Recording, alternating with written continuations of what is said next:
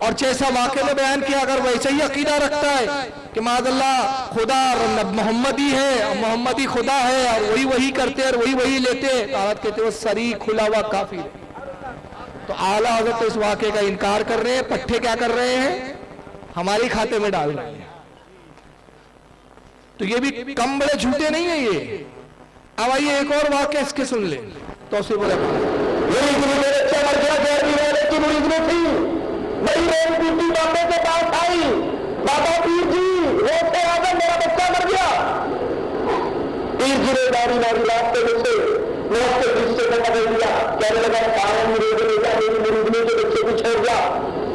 کہنے لگا میں تو اللہ کی طرف سے بابا مجھے میں کیسے چھوڑ سکتا ہوں؟ پیر جی کو غصہ آیا، کھانا چھینا الٹا کر دیا، سارے زندہ ہو گئے۔ سبحان اللہ، نعرہ حیدری ہے، نعرہ رسالت ہے، سننے والے بھی ایسے اور بیان کرنے والے بھی ایسے۔ یہ واقعہ اہل سنت پہ گھڑ رہا ہے کہ پیر جی کا بچہ، مریدنی کا بچہ مر گیا، پیر جی کے پاس پہنچی۔ پیر جی کون ہے؟ غوث اعظم۔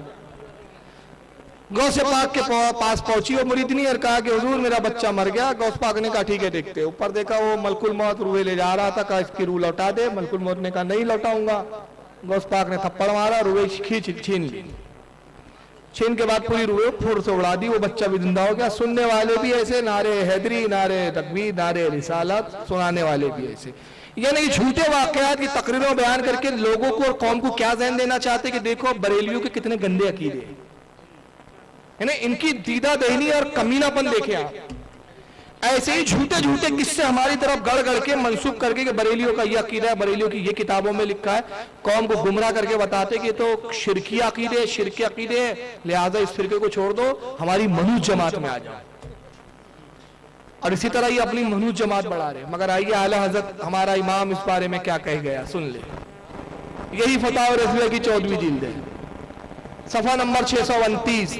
اعلیٰ حضرت سے وہی سوال ہوا، دو سوال ہوئے، دوسرا سوال وہی ہے کہ حضرت کے ایک مرید کا انتقال ہو گیا، یعنی غوث پاک کے۔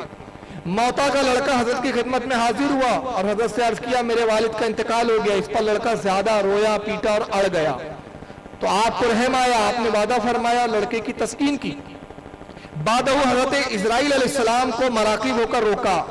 جب حضرت اسرائیل علیہ السلام رکے، آپ نے دریافت کی ہمارے مرید کی روح تم نے قبض کی ہے؟ جواب دیا ہاں۔ آپ نے فرمایا روح ہمارے مرید کی چھوڑ دو۔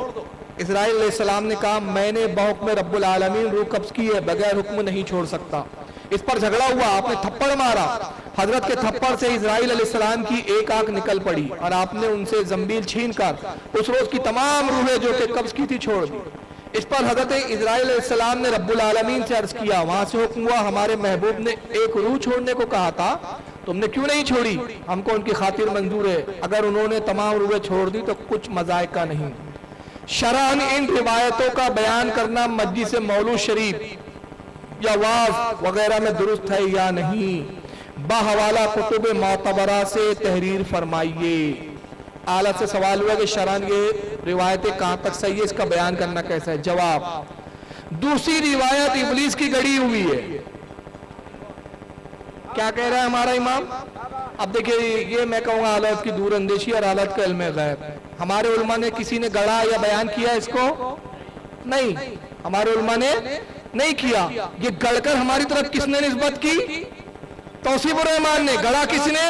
توصیف نے، اور کہا یہ بریلیوں کا واقعہ ہے، بریلیوں کی کتابوں میں ہے، بریلیوں کا عقیدہ ہے، ہمارا تو عقیدہ ایسا ہے ہی نہیں، ہماری کتابوں میں واقعہ ہے ہی نہیں۔ گڑھنے والا کون؟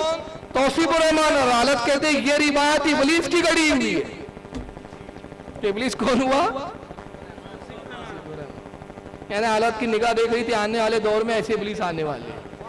کہا یہ اس روایت، دوسری روایت ابلیس کی گڑھی ہوئی ہے اور اس کا پڑھنا اور سننا دونوں حرام۔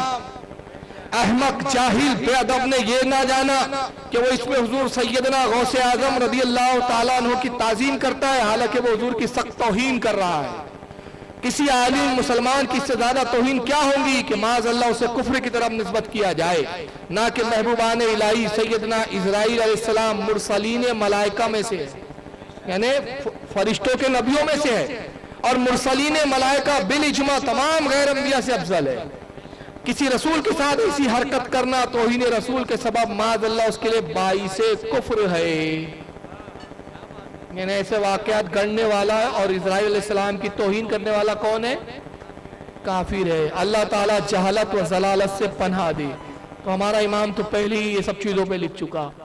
اس پر اتنے واقعات ہے کہ اس پر